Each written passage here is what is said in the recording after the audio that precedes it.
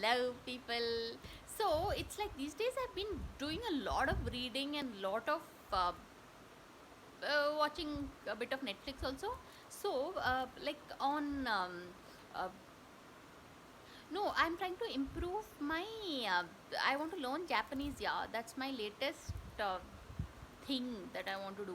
So it is there is this show called He Who Can't Marry.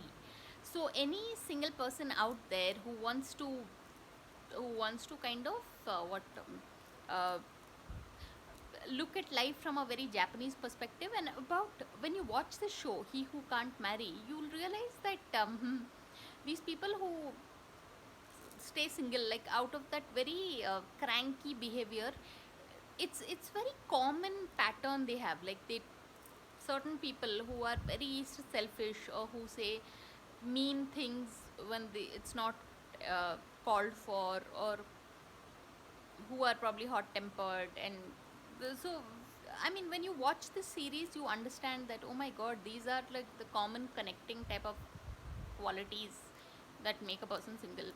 I mean, no, not the ones who want to stay single out of choice, but just generally. So it's a very eye-opening experience. And no, like many people want to learn French and Italian and all this, but I want to learn Japanese. That's my thing. So this show, He Who Can't Marry, it's got season one, season two, and once you watch it, it's like somewhere your Japanese skills will improve. Arigato, which means thank you. So I think after every video I should say arigato. So see, I'm learning Japanese. And daijo means it's okay.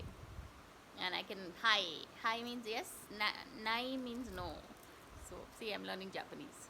But really, people, so try and catch this. It's called He Who Can't Marry, and you can find it on Netflix. So it's already 2-minute video. I know what I'm doing.